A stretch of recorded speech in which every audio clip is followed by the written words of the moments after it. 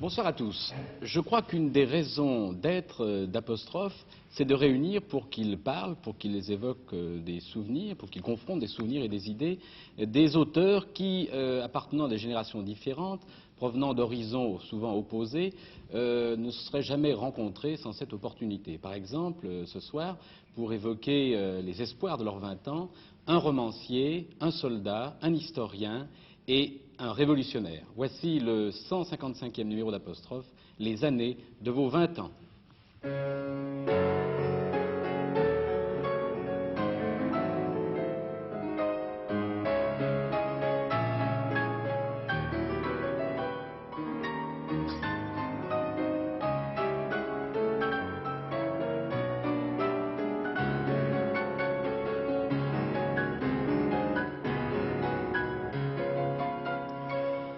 Le plus ancien, c'est le soldat, le colonel Roger Trinquet, qui a eu 20 ans en 1928. Donc, né en 1908, vous avez été en poste successivement au Tonkin, en Chine, en Indochine, en Algérie. C'est vous qui avez créé le premier bataillon de parachutistes coloniaux, les Bérets Rouges, les fameux Bérets Rouges. Vous êtes commandeur de la Légion d'honneur, 14 citations. Vous êtes l'auteur d'une demi-douzaine d'ouvrages, et le dernier paru aux éditions Albin Michel, sous le titre Le temps perdu. C'est une autobiographie militaire et politique. À côté de vous, votre cadet de 2 ans, c'est le romancier, l'écrivain, il s'agit d'Henri Kefelec. Vous avez eu 20 ans, vous, en 1930, vous êtes né en 1910. Vous êtes romancier, Grand Prix du roman de l'Académie française, poète. Vous avez écrit aussi des essais, des biographies et bien d'autres livres. Et votre dernier ouvrage paraît chez Stock sous le titre, ce sont des souvenirs, sous le titre Un Breton bien tranquille, avec la collaboration de Maurice Chavardès. L'historien, alors là nous entrons dans la génération beaucoup plus récente, l'historien c'est Michel Vinocq, qui a eu 20 ans en 1957, donc né en 1937. Vous enseignez l'histoire contemporaine à l'université de Vincennes, vous êtes rédacteur en chef de la revue L'Histoire, vous êtes l'auteur de 3 livres d'histoire sur les communards, la Troisième République et la revue Esprit, et vous avez publié aux éditions du Seuil La République se meurt, qui est une chronique des années 56-58. Et puis le plus jeune, c'est le révolutionnaire, c'est-à-dire Jean-Pierre Le Dantec, qui lui a eu 20 ans en 1963, donc né pendant la guerre, en 1943. Vous êtes un ancien militant maoïste, fondateur avec d'autres de la gauche prolétarienne, condamné à 1 an de prison en 1970 comme directeur de la cause du peuple, actuellement enseignant à l'unité pédagogique d'architecture numéro 6 de Paris. Et vous avez publié un livre sur la Bretagne, et votre second livre vient de paraître aux presses d'aujourd'hui sous le titre Les dangers du soleil. Si vous étiez encore communiste, je dirais que c'est un livre d'autocritique. Oui, il y a de ça, évidemment. Et le plus simple, peut-être, pour l'expliquer précisément, c'est de partir du titre. Le titre qui a semblé un peu ésotérique à certains de mes amis. Je suis parti d'un conte de Luzel, recueilli par Luzel, un barde breton du XIXe siècle, qui avait recueilli donc une série de contes dans lesquels il y en a un qui s'appelle Les voyages vers le soleil. Et je me suis rappelé que dans la mythologie révolutionnaire, le soleil a toujours représenté l'issue vers où le révolutionnaire se dresse, ce qui oriente sa marche. À preuve, par exemple, que Mao Tse-tung était comparé au soleil rouge du peuple chinois, qui illuminait tout le peuple chinois. Donc il s'agit de votre soleil. De mon soleil, oui, et de ma quête, cette marche vers le soleil.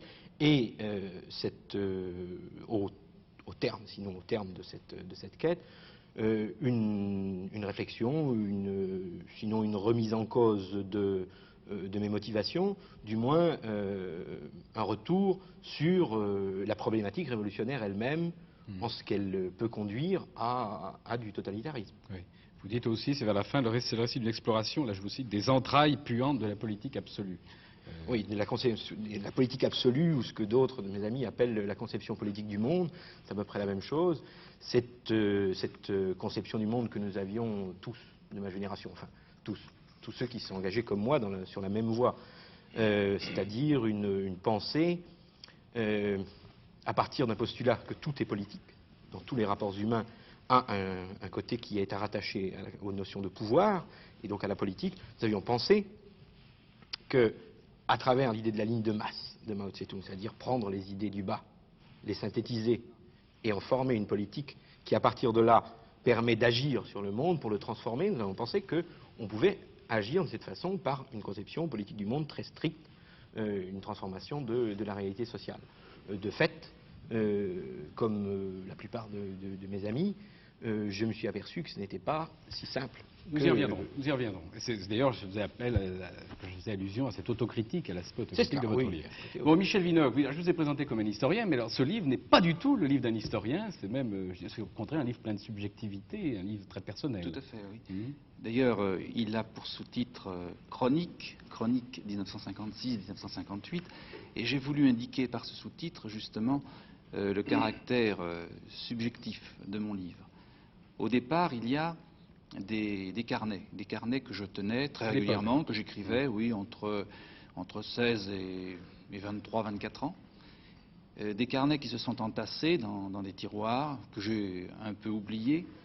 Et puis, un beau jour, je me suis remis à feuilleter cela, et pas tout à fait par hasard, parce que j'étais enseignant, comme vous l'avez dit, je suis enseignant, et je m'étais aperçu petit à petit que mes références, c'est-à-dire les références de mes 20 ans, n'étaient plus celles de mon public.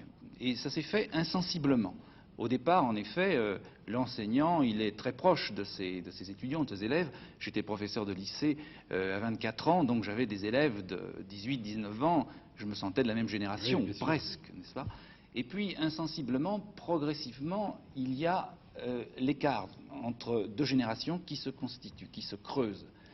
Et cela ne se fait pas brutalement, mais un beau jour, on découvre, et dans mon cas, c'était une unité de valeur, un cours, si vous préférez, que je faisais sur la 4e République, et je m'apercevais que toutes les choses qui étaient, à mon avis, connues de tout le monde, en tout cas d'étudiants d'histoire, ne l'étaient pas. Et des références très simples, très concrètes, par exemple le nom d'un journal, le nom d'un journaliste, ou l'aspect d'un journal. Les années 50 ont été vraiment les années des grands hebdomadaires de gauche, n'est-ce pas? Ça a été l'Express de jadis, etc. Or, ces journaux-là, ils ne les connaissaient que dans leur version d'aujourd'hui, qui n'a pas grand-chose à voir avec ce que c'était jadis.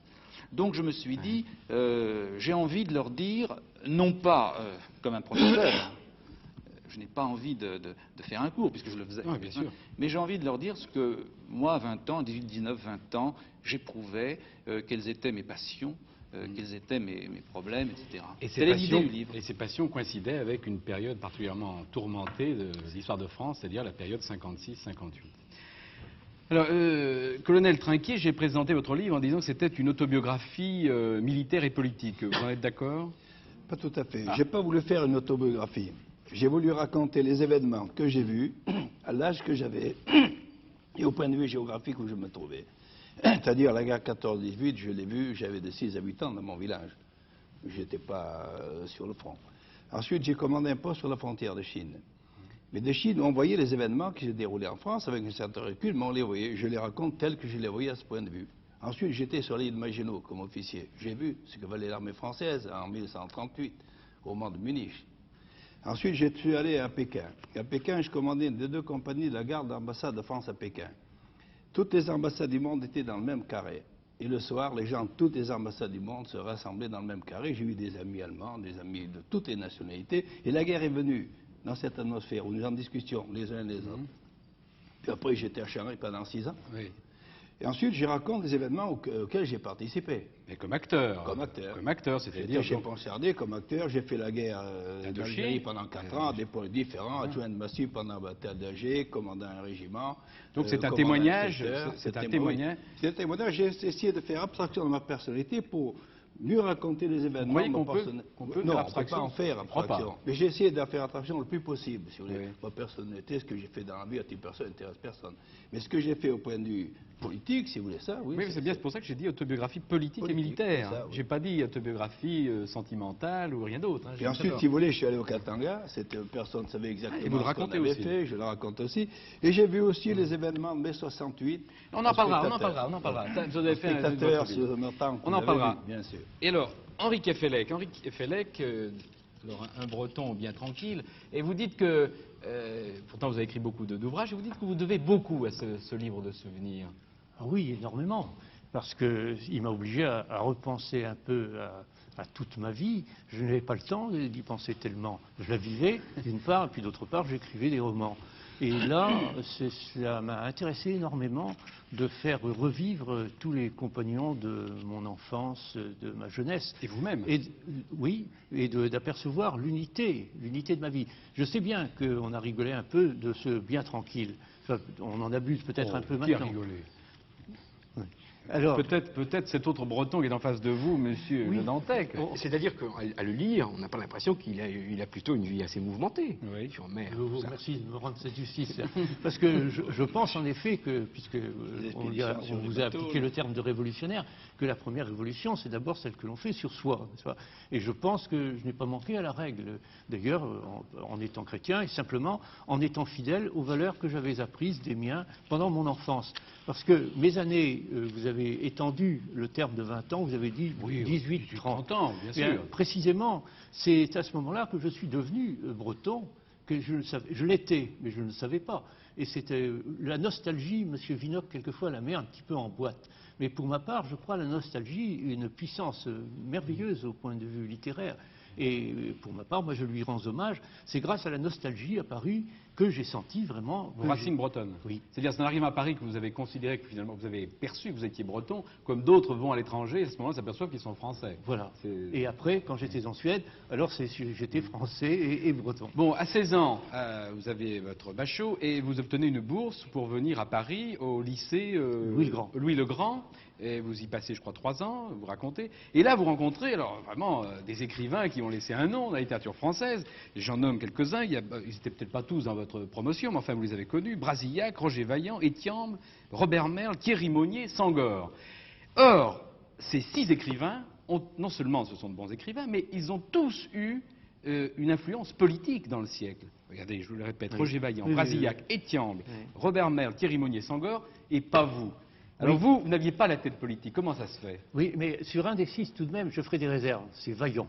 Je sais bien qu'il a eu apparemment, comme ça, un faciès révolutionnaire, mais en fait, pour moi, je crois que c'était un artiste, un dilettante avant tout. Et je ne le considère pas comme un véritable politique. Alors, il en reste 5. Mais par exemple, si je prenais Senghor, l'autre jour encore, j'ai eu l'occasion de l'entendre de près, et il a dit que pour lui, la politique, tout le monde en était soufflé, mais que c'était un à côté.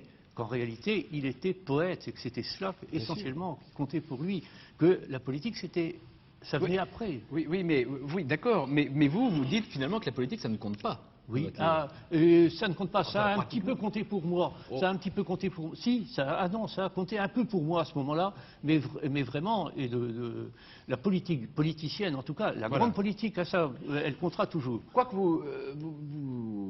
vous dites à un moment qu'à 15 ans, vous avez été tenté par l'Action française. Oui, mais pour des raisons religieuses. Oui, pour des raisons religieuses, parce que j'ai cru à ce moment-là qu'on allait prendre des mesures contre les ordres religieux en France, et alors j'ai été sensible à certaines sirènes qui faisaient savoir que du temps des rois, c'était pas comme ça, etc. Et d'ailleurs, puisque j'ai appartenu à la revue Esprit, le royalisme en tant que tel, je ne le renie pas comme une possibilité, c'est autre chose. C'est pas très très large au point de vue social, mais je veux dire que pour la grande politique, je ne fais pas de distinction comme cela. Oui. Mais en 1932, aux élections, vous mettez un bulletin nul dans l'urne. Vous avez 22 ans. Oui, mais Pourquoi ça c'est un peu comme ce qu'a dit André Gide, n'est-ce pas? Choisir me paraissait non tant élire que repousser ce que je n'élisais pas. À ce moment-là, on est beaucoup plus sensible à l'aspect critique. J'étais à l'école, le canular sévissait. Nous étions extrêmement sensibles à un rien du tout, n'est-ce pas? Un détail ridicule suffisait pour enlever tout poids à un homme qui était pourtant très grave et très sérieux. Alors, vous savez, non, je crois qu'il y avait 15 candidats dans mon arrondissement. À regarder leurs affiches, moi je ne sais pas, je trouve que c'était un salmigondi. Je me suis dit, pour qui est-ce que je vais voter là-dedans? Non, non. Mais vous apparteniez aussi à ce que vous appelez les équipes sociales. Qu'est-ce que c'est que les équipes sociales? Ça comptait alors énormément pour moi. Oui, ça c'était le mouvement qui avait été lancé par Robert Garrick et qui peut maintenant se réjouir d'avoir aidé beaucoup à l'évolution de Michelet. Michelet, c'est le ministre Oui, pas le Michelet, ministre, pas l'historien. eh bien, Michelet a été des équipes sociales. C'est par lui, au fond, que vous pouvez voir un peu ce que c'était que ce mouvement, qui avait, qui, bien sûr, et moi aussi, puisque j'étais sensible au ridicule, j'aurais pu le blaguer, dire que ça sentait un peu trop le scoutisme, mais c'était un mouvement d'une générosité très belle. Mais vous êtes un jeune homme heureux parce que vous êtes donc au lycée Louis-le-Grand. Vous dites, je travaillais beaucoup, j'avais d'excellents camarades et d'excellents professeurs. Vous êtes ensuite à Normal et vous dites, ce qui l'emportait rue d'Ulm, c'était la simplicité, la gentillesse. Vous êtes heureux partout. Oui, mais oui. C'est pas un reproche. Non, non, mais c'est une question. Hein, oui, mais vous voyez qu'au fond, quand vous parlez des entrailles puantes, n'est-ce pas, de la politique à la fin, au fond, vous aspirez au bonheur. Et j'étais très sensible à la fin de votre livre, très très sensible, cette redécouverte des crevettes à la fin. N'est-ce pas, ce bonheur tout simple à la fin, tout cet itinéraire formidable que vous avez fait pour revenir constater que c'est beau de pêcher la crevette, de la fouiller comme ça sous les herbiers. Je trouve ça... Alors que vous avez finalement toujours eu le bonheur de la crevette. Oui, toujours.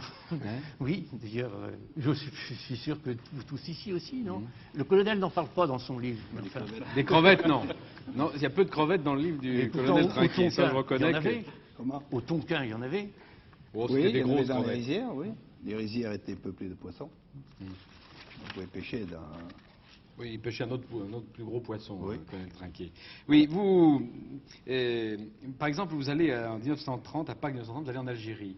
Et vous notez, nous avons été une quinzaine de camarades invités pour les fêtes du centenaire de l'Algérie. Je confesse que durant le beau voyage, je n'ai pas pressenti l'évolution de l'histoire, je n'ai soupçonné ni la tension sociale, ni la tension politique. De temps en temps, dans votre livre, vous dites, ben oui, la politique m'échappe, j'en suis loin. Oui, remarquez, mes camarades aussi n'ont rien vu, pas davantage. Oui. Mais pourquoi notez-vous ça alors Si, puisque vous avez lu avec tellement d'attention le livre, vous avez vu que l'histoire m'avait intéressé énormément à un moment donné, et que j'ai failli me spécialiser en histoire. Et l'histoire, a tout le temps, toute ma vie, comme la géographie d'ailleurs, m'a excité beaucoup. Et l'histoire, par conséquent, malgré tout, je suis bien obligé de m'intéresser à la politique. Et puis vous n'êtes pas un polémiste, vous le dites à un moment. Ah non, vous dites, dès que quelqu'un m'attaque, je ne réponds pas. Par exemple, les décomptes de Rebatet vous exaspèrent, vous vous dites, à un moment, je vais écrire pour répondre, et puis non, vous n'êtes pas polémiste. Mais je ne pouvais pas le faire là. Ah oui. Mais vous ne l'auriez pas fait de toute façon. Oh, allez, avouez. Je ne sais pas, parce que j'ai tout de même, par des nouvelles, je ne sais pas. S'il y a beaucoup l'humour noir, quelquefois, j'en ai quand même usé. Oui. Mais enfin, vous n'êtes pas engagé dans le siècle. Non, mais ça, j'ai insisté beaucoup là-dessus, n'est-ce pas, l'engagement-dégagement. Je crois que Mounier, lui aussi, sur la fin de sa vie, avait opéré un mouvement de recul, et que ça a été une des grandes caractéristiques des écrivains français, que à temps toujours, lorsqu'ils étaient lancés dans la lutte politique, tout de même, de montrer qu'ils n'étaient pas pris à fond par la défense des idées, qu'il y avait d'autres choses. Mais je trouve votre titre très juste. Vous êtes effectivement, à 20 ans, un jeune homme, un breton, bien tranquille, non? Bien tranquille, vous dis, mais au sens de serein, recueilli, si vous voulez, mais pas... Et qui se dirige vers l'écriture. Oui, qui se dirige vers l'écriture, mais pas content de soi, pas satisfait. Je n'ai pas dit content de soi, non, effectivement. Mais on sent que le bonheur, vous allez le rechercher dans la solitude de l'écriture. Oui. Hein, oui. Et vous décidez ça, est-ce qu'on le décide vraiment? À quel âge? Oh, ça a été, je crois que je l'ai dit, c'est pendant le cours d'anglais, pendant la seconde heure du cours d'anglais, où je n'en pouvais plus, et ça m'intéressait beaucoup, mais j'étais fatigué, alors je me suis mis à écrire des poèmes en prose, et c'est de là que tout est venu. Ça a commencé comme ça. Alors, le Dantec, Jean-Pierre Dantec, ce breton, comment vous semble-t-il? Parce que vous avez l'impression qu'il y a vraiment beaucoup de générations entre vous deux, de différences. Parce qu'évidemment, vous n'avez pas une vie, quand on parlera de la vôtre tout à l'heure, on ne sait pas du tout la même chose. Ça ne me semble pas si éloigné que ça, voyez-vous. Il y a eu, quand j'ai lu le livre de Quéfélec, je me suis senti très proche de lui à bien des égards. Très proche par, finalement, même si nos mythologies familiales sont assez éloignées, puisque vous venez d'un milieu catholique, très chrétien, me semble-t-il, et moi d'un milieu communiste, reste qu'il y a des données fondamentales comme la mer, les mythes, enfin toute une série de profondeur, hein, je ne trouve pas d'autre mot, qui finalement tisse entre nous des liens Mais Jean-Pierre très, très Dantec, auriez-vous dit la même chose quand vous aviez 20 ans si vous... Non, certainement pas. Je n'aurais pas dit la même chose parce que... Là, vous l'auriez envoyé au pelote, là, Kefelec. c'est possible, c'est Sûrement. possible, d'autant que... Oui, c'est possible, d'autant que j'étais sûrement assez naturel, assez... Ah oui. Oui, enfin... Virulent. Virulent, c'est Ouais. ça, oui. Je l'aurais fait, vraisemblablement, parce que, précisément, la Bretagne, à ce moment-là, la Bretagne que je vivais à mes 20 ans, c'était évidemment tout un tissu de souvenirs d'enfance, mais c'était aussi quelque chose qui me semblait très, très étouffant à l'époque. Bon, j'avais terminé mes études de lycée au lycée de Châteaubriand de Rennes, où je faisais pas cagne mes taupes, hein, c'est-à-dire les mathématiques, et j'avais énormément envie d'aller à Paris. Je m'ennuyais profondément dans cette taupe, et je m'ennuyais à Rennes. Et j'avais le désir de Paris, comme un provincial classique du 19e siècle qui a envie d'aller à Paris parce qu'il pense qu'il va y trouver quelque chose d'extraordinaire. Et en fait, bon, il a fallu tout un itinéraire qui est plus ou moins raconté dans mon livre pour que la Bretagne se referme sur moi à nouveau. C'est ça. Et au fond, et vous vous rejoignez en Bretagne, finalement. Ah, absolument. C'est ça, au bord de la mer. Ah oui, ça. Mais vous l'avez échappé belle, hein, je l'aurais invité il y a 10 ans en face Oui, de vous. oui, non. Qu'est-ce que vous auriez Oui, mais- pris? Non, je crois qu'il se noircit. pas Parce que évident, écoutez, quand on vous Je voit. pense pas être méchant. Mais non, hein. non, on Non. a l'impression que vous êtes un rigolard aussi. Parce que votre livre est drôle. Alors, quand même, c'est pas possible. Non, vous ne pouvez pas être méchant. Bon, on va voir si le colonel Trinquet est un rigolard, comme vous dites. Alors, vous êtes, au fond, la question que j'ai envie de poser tout de suite, c'est comment un fils de paysan des Hautes-Alpes choisit le métier des armes? Et parce que j'avais pas d'autre choix. C'est simple, mon choix. Moi, j'aurais fait n'importe quoi dans la vie. J'ai été militaire, j'ai essayé d'être un bon militaire. Mais dans les lois de l'enseignement avant la guerre, eh bien, il y avait l'enseignement primaire, on était bloqué. Alors, je suis allé à l'école primaire supérieure parce que mes parents m'ont envoyé. À l'école normale, je me suis aperçu qu'on était bloqué, il n'y avait aucune sortie. C'était un examen, quand on a constaté notre savoir avec nos camarades, on était au moins leurs égaux quand on était dans les mêmes écoles, et c'était fini. L'enseignement primaire était bloqué, et j'avais qu'une sortie, c'était être militaire. Je voulais certainement pas être un instituteur. Oui. Je voulais pas rester dans l'enseignement, je ne me voyais pas, moi, à 20 ans, continuer le même métier jusqu'à 60 ans, je disais ça, je ne pourrais pas le faire. Alors j'avais une sortie, c'était faire les officiers de réserve et rester dans l'armée. Voilà. Mais à 16 ans, vous aviez déjà la tête politique. Ah oui, ça j'ai toujours, d'abord vous voyez mon livre, j'ai toujours suivi de près tous les événements politiques, où que je sois. Et vous étiez pour Poincaré. Hein, J'étais à l'école normale. Dans ma promotion, nous avons voté en 1958, moi je me suis présenté pour Poincaré, et un de mes camarades, Odon, qui est toujours mon camarade, s'est présenté pour le cartel des gauches. Nous avons 10 voix chacun. Et déjà à cette époque, vous aviez 16 ans. Et nous faisions des conférences dans les combles. Vous étiez déjà contre une politique d'abandon, entre guillemets. On ne peut pas dire que c'était une politique d'abandon. On était contre une politique d'abandon vis-à-vis de l'Allemagne. Oui. On sentait que tous nos gouvernements lâchaient tout vis-à-vis de l'Allemagne. Et je mets, si vous voulez, l'année 1921, c'est le jour noir de la France d'après-guerre. Lorsque le cartel des gauches est arrivé, ce n'est pas une question de gauche, mais à partir du moment où nous avons abandonné la rive gauche du Rhin, c'était le début de la dégringolade. Et si je mets le jour noir, je vous dis, si vous savez peut-être ce que c'est un mot de Ludendorff. Si vous savez, Ludendorff a appelé le jour noir de l'Allemagne le 8 août 1918 parce que les Français avaient lancé une offensive moyenne et lui s'est aperçu qu'il n'avait plus de réserve et que c'était fini. Il appelait ça le 8 août, le jour noir de l'armée allemande. Et moi j'appelle le 11 mai 1924 le jour noir de la France parce qu'on ne sait pas. C'est l'abandon. Que c'était le début de la dégringolade. Voilà ce que je Vous pensiez qu'on aurait dû garder la roue, alors? Mais je pense que, étant donné qu'on savait que, militaire, on a toujours préparé la guerre contre l'Allemagne. Et quand on prend la guerre contre l'Allemagne, il ne faut pas lui laisser des armes tout de suite, il ne faut pas le laisser se réarmer. D'après, on a vu où ça nous a amené. Nous sommes arrivés désarmés contre l'Allemagne en 1939. Allez, on va y venir là. Vous aurez l'occasion de poser des questions, mais simplement, pourquoi vous choisissez l'armée coloniale? Et parce que j'avais, je sais pas, je voulais voir. Ah non, mais je vous demande la question, Oui. je sais pas du tout. Je voulais voir du pays. Il y a un attrait formidable. Quand on est jeune, voir sortir son pays, sortir de France, voir un pays plus grand, connaître d'autres populations, voir d'autres gens. Et donc, vous allez connaître effectivement du pays, puisque pour votre premier poste, vous êtes lieutenant à ce moment-là, vous êtes envoyé au je commandais Tonkin. un poste sur la frontière de Chine au Tonkin. Au Tonkin. Et c'était un grand souvenir dans votre vie? Un des souvenirs les plus Oui, formidables. d'après ce que j'ai Oui. lu, oui, sûrement. On a été, si vous voulez, les derniers seigneurs féodaux. C'est-à-dire que J'étais lieutenant, oui, les détentions féodaux au sein même du Moyen-Âge, si vous voulez. On avait toutes les fonctions. J'étais médecin, j'étais pharmacien, j'étais ingénieur, on faisait tout. Et on vivait au milieu de la population comme eux. J'avais avec moi 2 sous-officiers français. Le restant, c'était des autochtones. Et tout le long de la frontière, j'avais 400 partisans. C'était des jeunes gens à qui je donnais un mousqueton et 30 cartouches, qui avaient toujours chez eux. Et notre but, c'était de protéger ces populations contre les Chinois, contre les pirates chinois. Et depuis des siècles, les Chinois, qui est une race, une grande race, une race supérieure, si vous voulez, aux Vietnamiens, on sent tout de suite quand on a franchi la frontière, d'un côté c'est les Chinois, de l'autre c'est les Vietnamiens. Les Chinois, c'est un grand peuple. Je ne pourrais pas en dire autant des Vietnamiens. C'est un bon peuple, si vous voulez, mais ce n'est pas un grand peuple.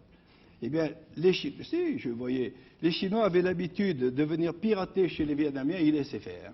Ils n'osaient pas se défendre.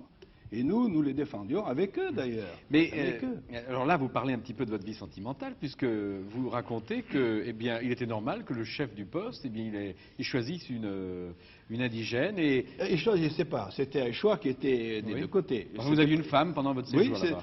Et oui, on mettait justement dans les postes des célibataires pour qu'on se marie avec une femme du pays, parce que les femmes comptent dans la vie d'un homme.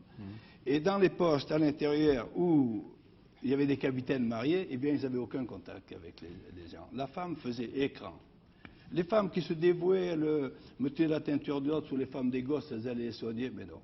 Tandis qu'une femme indigène, c'était la représentante de moi dans la population. Et les habitants qui n'auraient jamais osé venir me voir lui disaient, il faudrait que tu dises ça au lieutenant, ou bien je voudrais le voir. Mais quand le lieutenant repartait, il redonnait une somme d'argent à sa c'était veuve, un accord. à sa jolie veuve, si non, on peut dire. C'était un si, accord. parce qu'elle ne le reverrait jamais. Ah oui, ça c'est... C'était un accord. Il y a des gens qui se marient Mais est-ce que ça vous choque aujourd'hui?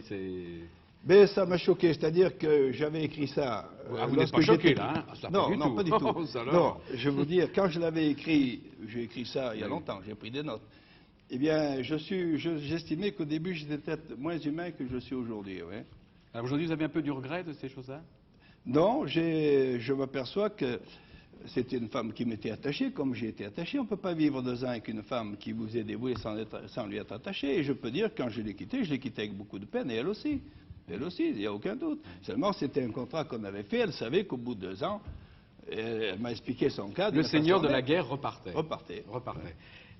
Oui, alors arrive le Front populaire. Monsieur Vinocq est conçu en 1936. Il va naître en 1937. Et pendant ce temps, vous vous dites, voilà le programme le plus démagogique jamais présenté aux Français. Il assura le triomphe du Front populaire. Les réformes sociales promises furent rapidement votées, mais elles furent appliquées dans un climat d'agitation tel qu'elles désorganisaient pour plusieurs années notre économie. Mais j'ai bien en bas une France que ces mesures ont dû être prises depuis longtemps. Oui, peut-être. Je vous en ai su gré. Je mets parce qu'il faut... Je ne suis pas contre les mesures qui ont été faites. Oui. Ça serait vraiment une erreur d'interprétation. Oui. Mais je vous dis, je vois les événements d'où je les voyais. À ce moment, j'étais à Pékin. Oui.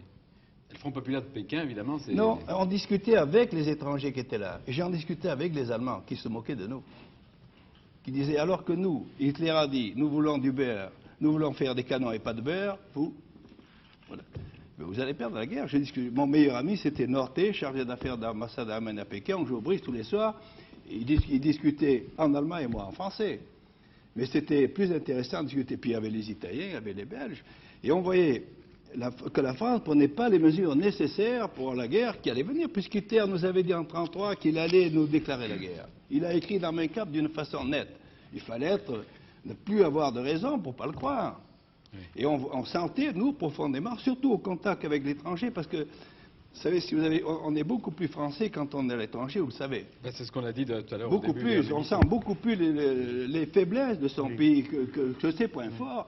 Et on sentait qu'on allait à la catastrophe. Est-ce que vous ne pensez pas, colonel, que si ces mesures sociales aussi avaient été prises plus tôt, elles auraient contribué à faire une France beaucoup plus forte moralement? Je ne suis absolument pas contre les mesures sociales.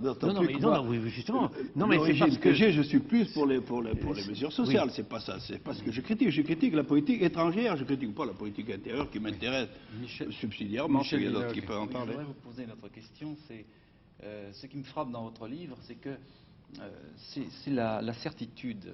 Ce sont vos certitudes. Vous ne remettez pas en doute vos convictions de cette époque, n'est-ce pas?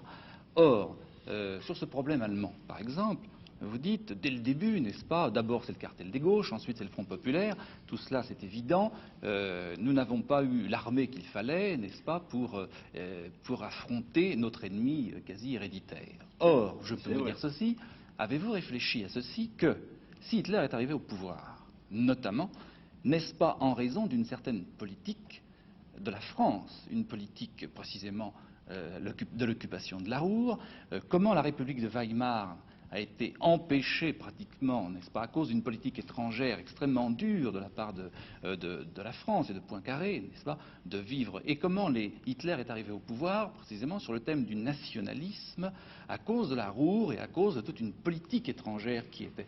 Je veux dire par là qu'on peut au moins se poser la question. Or, dans votre livre, n'est-ce pas, pour vous c'est très simple. Et je crois que ce qui est intéressant en vous lisant, c'est qu'on retrouve l'avis de beaucoup de gens, certainement, de beaucoup de Français et de beaucoup de gens de votre génération, très certainement, selon lesquels tout est simple, puisque à partir de 24, le cartel, puis à partir de 36, le Front populaire, explique tout simplement la défaite française. Non, Or, les choses sont beaucoup plus complexes. je ne suis pas... C'est-à-dire que tout le monde peut raconter ce que vous pouvez dire. On peut raconter n'importe quoi. Je ne raconte pas, je vous On pose peut la raconter question, n'importe quoi sur n'importe n'êtes-vous quel pas avant, ça troublé? dépend du point de vue où on se met. Moi, je me prends du point de vue militaire. Et je vous ai dit au début, je parle des événements que j'ai vus, du point de vue où je me trouvais, comme je les ai ressentis. C'est un témoignage que je donne. Ce que vous dites, je ne dis pas que ce soit faux, mais je donne les sentiments que les gens de mon âge ont eus au moment où ils étaient et sur les événements qu'ils ont participé. Je ne suis pas contre. Je sais bien que si... Peut-être la politique de Poincaré était trop sévère. Mais alors peut-être on n'en sait rien. On va abandonner Poincaré, là. Hein. Sur lesquelles on peut aller, je sais pas. On va abandonner le Poincaré. Et en revanche, on vous retrouve en Chine, vous en avez parlé au début, et vous dites que vous êtes chargé de maintenir, et je vous cite, la situation culturelle et morale de la France en Chine. Mais Pas moi. Hein? Pas moi. Comment si? C'est les troupes, quoi. Non, les troupes françaises. Non. Elles sont chargées Écoutez, de à maintenir... Shanghai, au point de vue culturel, on avait une situation. Il y avait l'université de l'Aurore Oui. à Shanghai, c'est pour moi, je n'avais rien à faire, Mais qui formait des médecins, des ingénieurs, des pharmaciens qui avaient une renommée mondiale, Oui. l'université de l'Aurore. À Pékin, il y avait une université française qui avait une Non, mais renommée je ne mondiale. dis pas ça. Nous, je dis les Français, oui, on Oui. était chargés de maintenir Mais vous ne ça. parlez pas d'économie, vous ne parlez pas des intérêts de la France économique. Et parce que la France... Vous n'en avez pas là-bas? Non. Vous n'en avez Oui. pas. La France, on se rendait compte, le retard formidable de la France au point de vue économique, on avait une concession énorme, on ne vendait rien de français, les Allemands vendaient, les Italiens vendaient, sauf les Français. On se rendait compte du retard fantastique de l'économie française, puis qu'on n'était pas capable de vendre en Chine.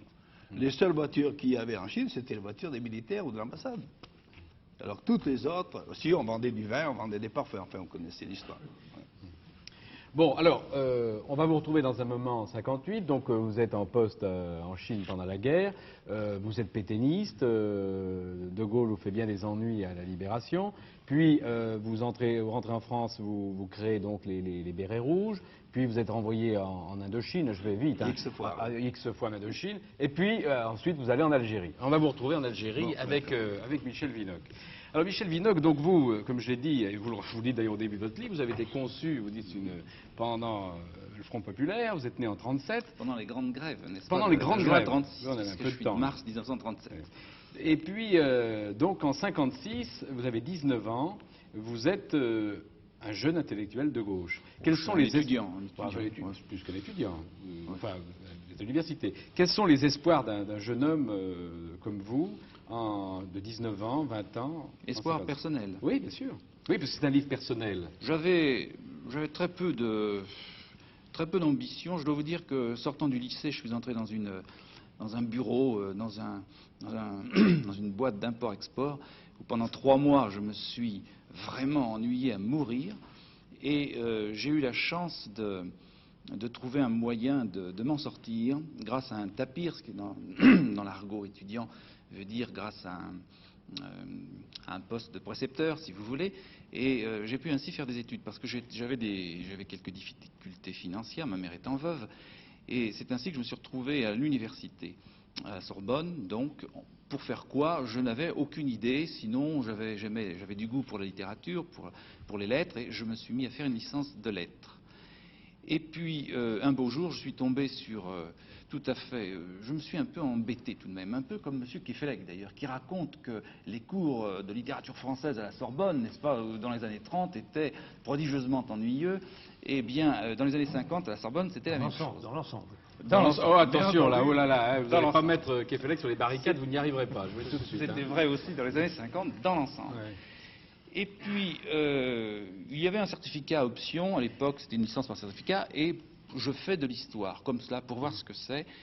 Et j'ai eu une sorte de coup de foudre. Parce qu'au lycée, à l'époque, nous faisions de l'histoire, je ne sais plus tellement comment ça se passe aujourd'hui, mais au lycée c'était très ennuyeux. Pour moi, je trouvais l'histoire quelque chose, une discipline très ennuyeuse qui consistait à bachoter, à prendre de la chronologie, n'est-ce pas, faire de la chronologie, c'était sans intérêt. Quelques bons professeurs nous amusaient, nous intéressaient, mais ce n'était pas une passion que j'ai acquise au lycée. Et à la Sorbonne, là, vraiment, je suis tombé... Amoureux de l'histoire. Oui, n'est-ce pas, la Sorbonne, c'était à l'époque encore des grands amphithéâtres, où devant Oui, mais- 400 personnes, il y avait des maîtres qui faisaient des cours tout à fait remarquables, ex-cathédra, et quelques-uns m'ont vraiment séduit, et j'ai bifurqué, alors j'ai abandonné les lettres pour faire D'accord, mais vous avez la tête politique en même temps que vous Ah oui, découvrez oui, tout l'histoire. à fait, Bon, oui. ok, mais alors c'est pour ça que Enfin, tout à fait. ma question Je suis était passionné celle-ci. très tôt, Quels sont justement les espoirs d'un jeune homme de 19 ans pour ce qui concerne la politique en alors, 1956? c'était très, très clair et très simple. Il y avait une obsession, l'Algérie. La guerre d'Algérie, en effet, comme nous l'appelions, alors qu'officiellement il s'agissait de pacification, la guerre d'Algérie commence, comme vous le savez, en novembre, 1er novembre 1954, donc en 1956, on est déjà dedans, jusqu'au cou. Vous l'appelez la sale guerre.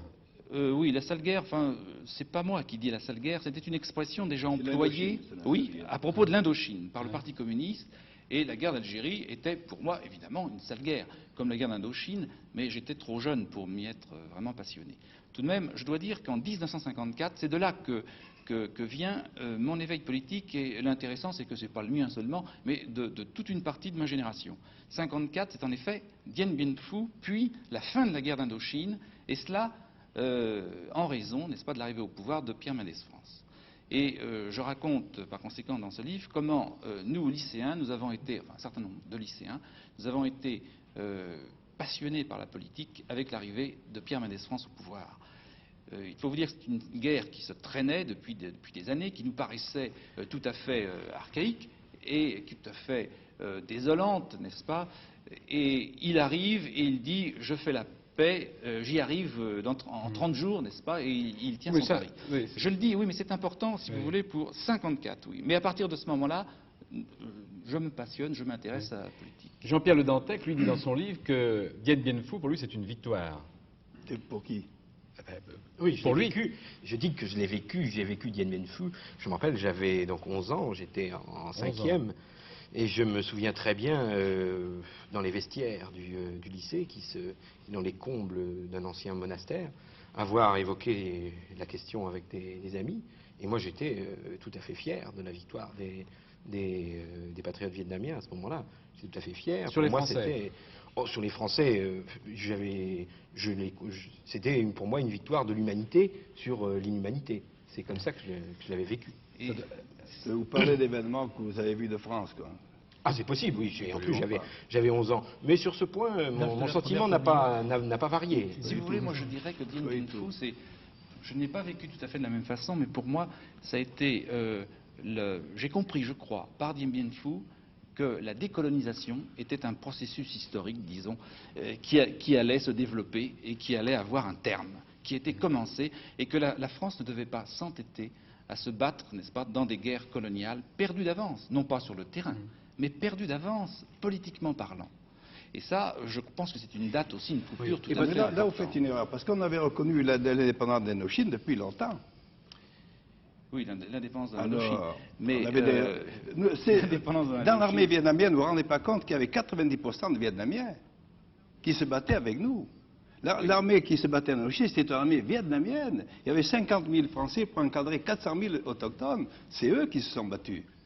Et on avait reconnu l'indépendance avec Baldin ou avec un autre, mais vous avez l'indépendance était un fait accompli. Nous nous battions contre le régime communiste, point, c'est tout. Et nous savions ce que le régime communiste allait donner à l'Indochine, et vous le voyez aujourd'hui, ce que ça a donné, et au Cambodge. Vous voyez, et nous savions que ça arriverait comme ça. C'est pour ça que nous nous battions, parce que nous aimons les Indochinois. Nous avons une énorme d'affection pour eux. On ne passe pas son existence avec des hommes et des femmes sans les aimer. Eh bien, nous savions qu'on les mettrait dans la salade où ils sont aujourd'hui, et c'est pour ça que nous sommes battus, en sachant que nous leur avions donné indépendance depuis longtemps. Oui. On ne vous dit jamais que l'armée qui s'est battue, c'était une armée d'indochinois, à 80% d'indochinois.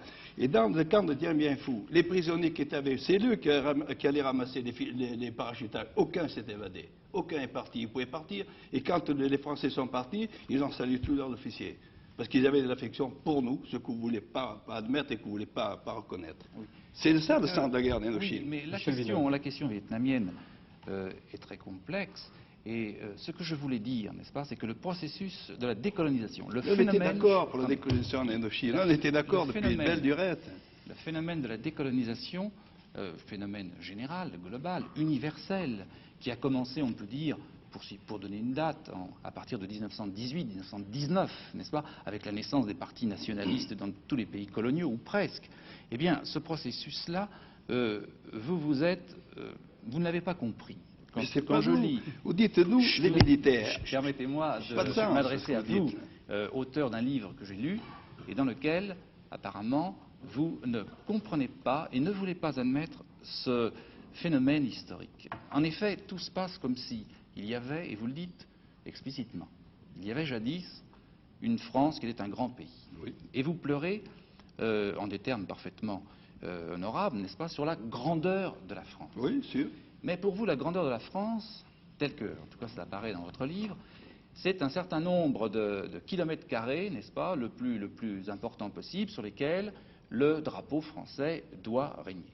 Or, je dois dire, ce qui me sépare profondément de vous, et je ne dis pas aujourd'hui, mais déjà, lorsque j'avais 17 ans, c'est que je pensais que la grandeur de la France, eh bien, n'était pas proportionnelle, précisément, à ce... Vous vous trompez sur mes sentiments, là. Vous dites le drapeau français, mais le drapeau français recouvre quelque chose, recouvre des populations pour lesquelles nous avons de l'affection et que nous les élevions à notre niveau. C'était ça le sens de la colonisation. Je ne conteste pas. C'était pas seulement le territoire. Le territoire, c'est des mots.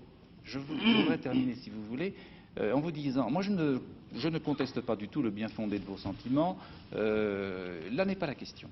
Je crois que vous êtes attaché à une idée de la grandeur française, n'est-ce pas, qui est du siècle dernier, qui est de Jules Ferry, si vous voulez, mais qui n'est pas d'aujourd'hui, des années 50, parce qu'aujourd'hui la décolonisation est un processus qui est achevé, à peu près, n'est-ce pas, pour ce qui est des Français.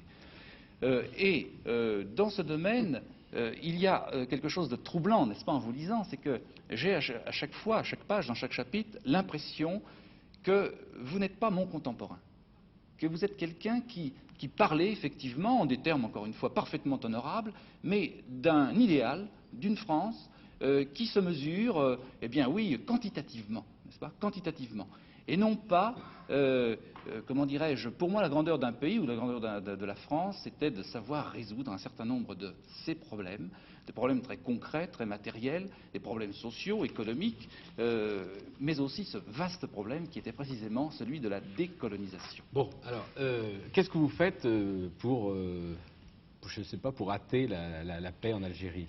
Eh bien, tout d'abord, il faut vous dire qu'il y a une année qui a été pour nous une année terrible. C'est l'année 1956, parce qu'elle commence par un espoir. C'est l'élection, le 2 janvier 1956, d'un gouvernement de gauche, qui a fait toute sa propagande, toute sa campagne électorale sur le thème de la paix en Algérie. Or, il y a une petite déception chez certains qui étaient mendécistes comme moi, n'est-ce pas? C'est qu'au lieu d'appeler Pierre Mendès France, on appelle Guy Mollet. Mais pourquoi pas Guy Mollet, après tout? Il a derrière lui un grand parti, discipliné, ça peut être même une bonne chose. Or, vous savez ce qui s'est passé? Il y a eu très rapidement cette désillusion le 6 février. Le 6 février, la journée des tomates.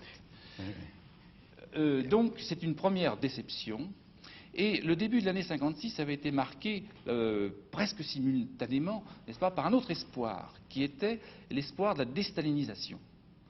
Il y a eu en effet en février le 20e congrès du Parti communiste de l'Union soviétique, et on a vécu pendant quelque temps, n'est-ce pas, cet espoir que le Parti communiste français et l'ensemble des partis communistes allaient se déstaliniser, comme on disait, et c'est difficile à dire, et que pour la gauche, pour l'ensemble de la gauche, c'était une chose heureuse.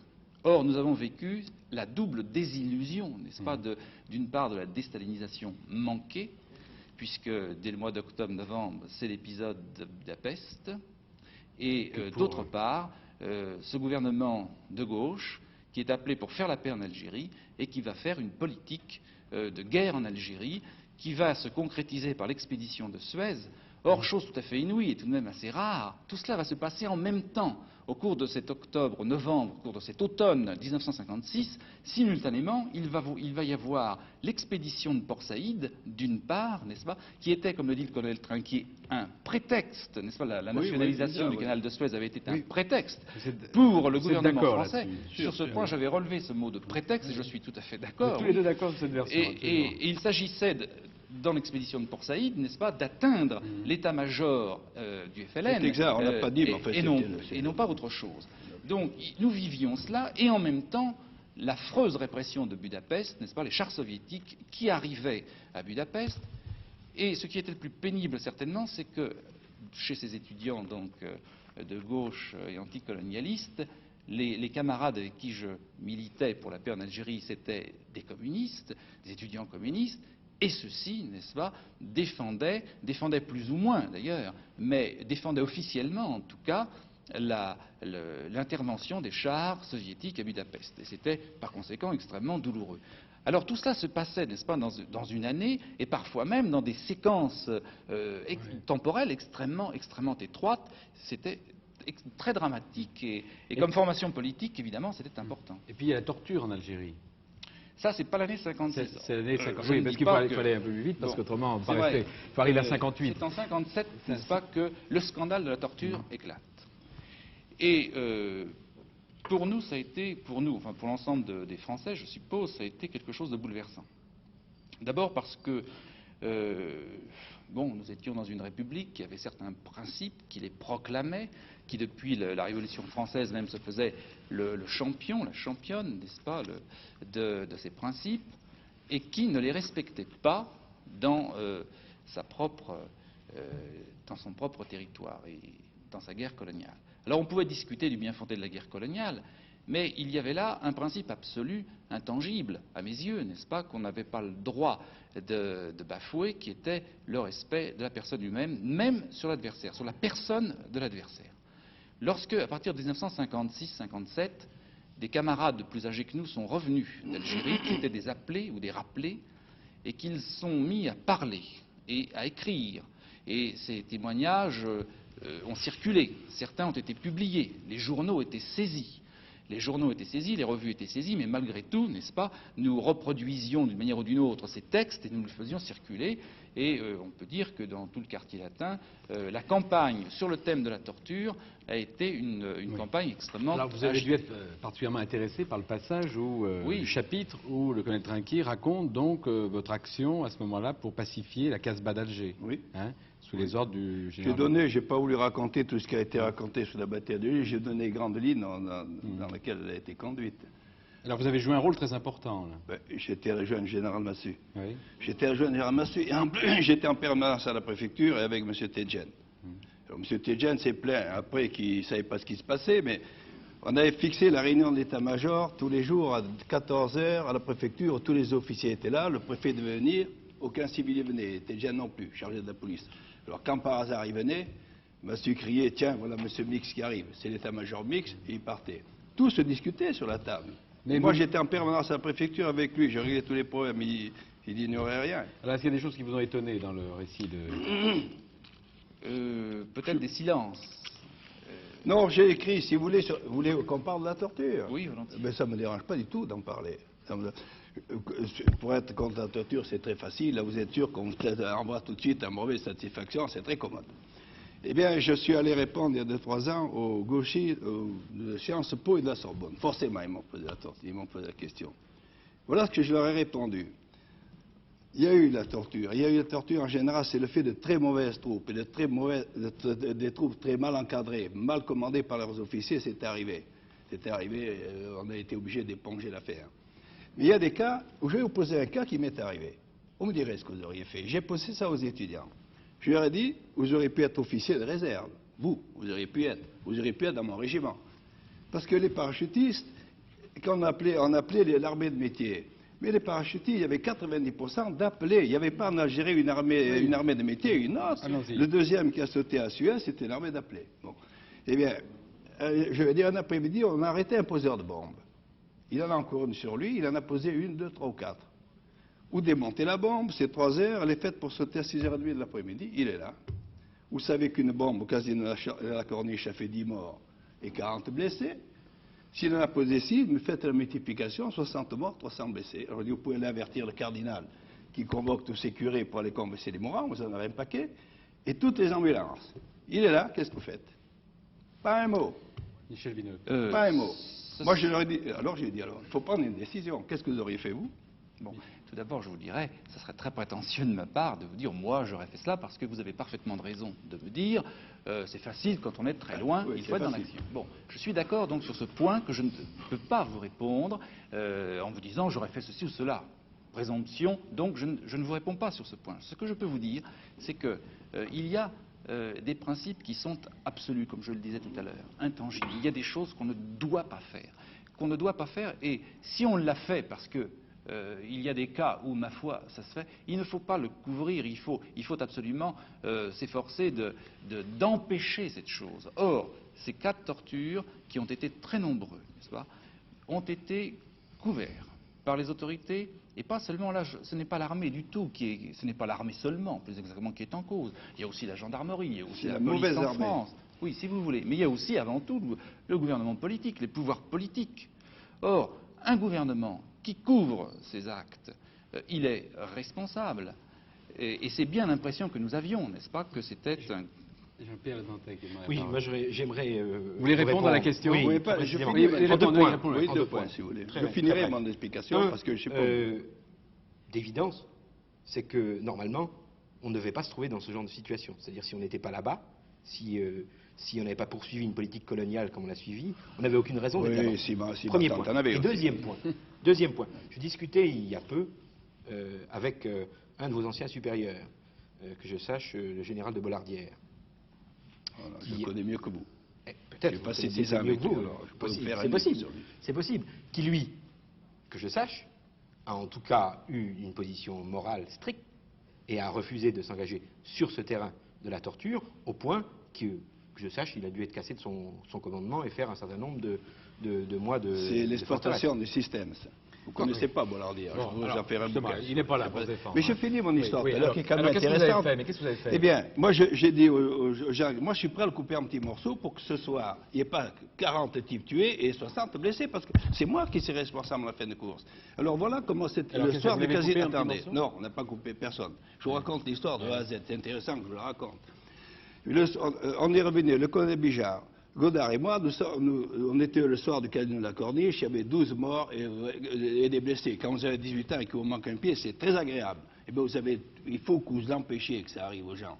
Alors on a pensé que toutes les bombes étaient chez un grand caïd de la Casbah. Nous sommes allés tous les trois. Nous sommes allés chez lui, et Bijard a dit, les bombes sont chez toi. Il a dit, comment, moi, officier de la Légion d'honneur, vous me soupçonnez? Bijard lui a flanqué une gifle, a assommé un bœuf, il a tremblé, il a ouvert une vitre, les bennes de bombes étaient derrière. Voilà souvent à quoi ça sert à mener la torture. Il ne faut pas croire qu'on a toujours... C'est ça, il faut qu'à un moment donné, les gens qui sont contre vous, qui savent, ont l'impression que vous voulez ce qu'ils disent. Bon, voilà, venons-en maintenant, parce que les temps passent.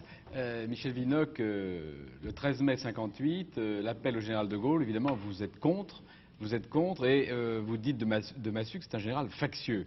Donc, comme je suppose que le colonel Trinquier, qui était lui aussi dans le comité de salut public, vous le considérez comme un colonel factieux aussi. Bien sûr. D'ailleurs, le colonel Trinquier le dit lui-même. Oui. Car il écrit un chapitre qui s'appelle le coup d'État. Le 13 mai. Par conséquent... Le coup d'État. Oui, j'ai appelé ça le coup d'État, le premier. Je suis le seul qui a donné ce nom. Parce que je connais bien l'affaire. Exactement, et vous le racontez d'ailleurs très bien, c'est un épisode tout à fait passionnant du livre, et je crois que vous ne mentez pas du tout, par conséquent. Et vous racontez très bien comment, à partir d'Alger même, il était bien question de faire une expédition à Paris, n'est-ce pas, et de prendre le pouvoir en métropole. Vos troupes ont été frustrées. Non, c'était pas de prendre le pouvoir. Et vos troupes ont été frustrées. Vous dites même que oui, nous avons éprouvé une frustration, n'est-ce pas? Ils voulaient venir enfumer le palais Bourbon. Ça, c'était le cri qui cournait dans la région. Alors, donc, si ce n'est pas être un officier aussi factieux Non, que cela. vous voyez, je ne quand comprends vous dites, on ne voulait pas prendre le pouvoir, parce que si j'écris un nouveau livre, je le ferai sur ce thème-là. Prendre le pouvoir, c'est difficile. Nous avions le pouvoir, mais on ne savait pas qu'en faire. Parce que vous prenez pas le... C'est vrai, je vous dis la vérité, vous ne débouchez pas sur le pouvoir un matin en descendant d'opération. Quand Bonaparte a fait le coup d'État de Brumaire, il avait Sieyès, Roger Ducos, Talleyrand. Le soir, il avait qu'à s'asseoir au bout de la table et présider un conseil des ministres. Nous, ce n'était pas ça du tout. On s'est rendu compte, on a été poussé par les événements. On a été poussé par les événements. Moi, je ne pensais pas du tout, quand j'étais à mon bureau à 4 h de l'après-midi, que j'allais prendre le gouvernement général à 5 h. Bon, je l'ai pris. Parce que j'étais poussé par... Vous avez la foule, je vous raconte. Oui, ils m'ont porté sur leurs épaules le gouvernement général. Monsieur me dit, ils veulent qu'on fasse un comité de stabilité, d'accord? J'ai dit oui, comme ça. Mais d'autres ont dit non, n'est-ce pas? Beaucoup ont dit non, vous le racontez. Oui, beaucoup ont dit non.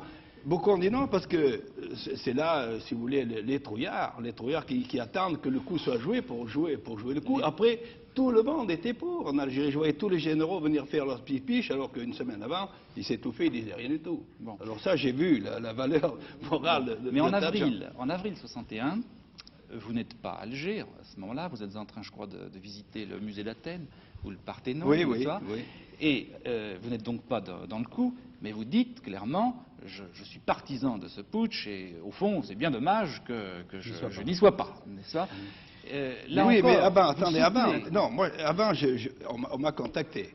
On m'a dit, est-ce que vous voulez venir? Un général, non, je ne dis pas le nom, c'est pas la peine de le dire. Moi, je lui ai dit, le putsch, c'est une question de volonté et de force. Le 13 mai, quand j'ai appris qu'on allait reprendre le gouvernement général, j'avais pas envie, moi, un matin, de me faire fusiller dans les fossés de Vincennes. J'ai rassemblé mes officiers. Je savais qu'on avait alerté les divisions mécaniques rapides pour venir prendre le gouvernement général. J'ai rassemblé mes officiers. On était chargé des bazookas et des sacs à terre. On tirait sur le premier char qui venait. C'était un méchant pour moi. Il n'est pas venu parce qu'il savait que j'allais tirer sur lui. Alors tous les gens en France ont cru que le 13 mai, ça s'était fait sans aucune opposition. Et je disais à ceux qui voulaient le faire 20 heures, il y aura une épreuve de force, il faut que vous soyez de taille de la surmonter. Et je dis, si en y allant, vous êtes de taille à tuer 100 000 hommes, je vais avec vous. Je ne veux pas dire tuer 100 000 hommes, mais si vous donnez l'impression que vous allez jusqu'au bout, vous réussirez. Si vous dites que l'armée ne tirera pas sur la main, vous perdrez. Je ne vais pas avec vous. Bon, voilà, il n'empêche vous qui avez toujours été anti-gaulliste, vous participez au comité de salut public de 58 qui va amener le général de Gaulle aux affaires. Vous êtes anti-gaulliste aussi, vous allez toujours voter contre le général de Gaulle, et à la fin de votre ouvrage... Attendez, en 58, je n'ai pas toujours voté non, mais après, contre le général de Gaulle. Après, vous dites, de toute façon, Oui, vous êtes oui. contre... Oui, tout à fait. Et à la fin de votre livre, vous rendez d'une certaine manière hommage Parfaitement. au général de Gaulle Bien en sûr. disant qu'il a fait ce que la gauche n'a pas pu faire. Ce qui fait que, voilà, deux anti-gaullistes. L'un ramène le général de Gaulle aux affaires, il y contribue. Vous êtes opposé toujours à lui et vous lui rendez hommage. Et celui-là, évidemment, est tout à fait contre. Vous regrettez, évidemment, d'avoir Oui, fait j'ai revenir le regretté. général de Gaulle. Même le premier jour, j'ai regretté. Parce que les événements vont vite. Et quand vous êtes dans une voie, vous ne pouvez pas en sortir. Enfin, si j'ose dire, le général Massu, il vous a eu. Il nous a eu. Il vous avait jamais dit que... Il nous avait jamais dit. que c'était pour le retour du Mais à général de partir du Gaulle. moment où il a dit ça, on ne pouvait pas se diviser alors que tout le monde était contre eux. Il fallait Finalement, voir c'est notre Jean terme. Massu qui On était un était malin. obligé de suivre. C'est le général Massu qui Non, était un malin. Massu, si vous voulez, on a critiqué beaucoup. Massu, c'est un honnête homme, un homme qui a beaucoup de bon sens. Il a senti que il était perdu dans ce machin et qu'il n'y avait personne à qui s'adresser. Enfin, il faut être honnête aussi. Quel est l'homme à qui on aurait pu faire appel à ce moment-là, même étant anti-gaulliste, étant donné la 4e République? Je crois qu'on nous reproche de l'avoir flanqué par terre, mais personne ne défend ce régime. Vous voyez quelqu'un aujourd'hui qui va défendre la 4e République? Personne. Bon, Michel Donc, le seul, c'était De Gaulle, on s'est accroché à lui. Oui. Alors, Je Michel voulais vous Vidal, demander- non, parce que là, non, non, parce qu'il faut Bien. passer à...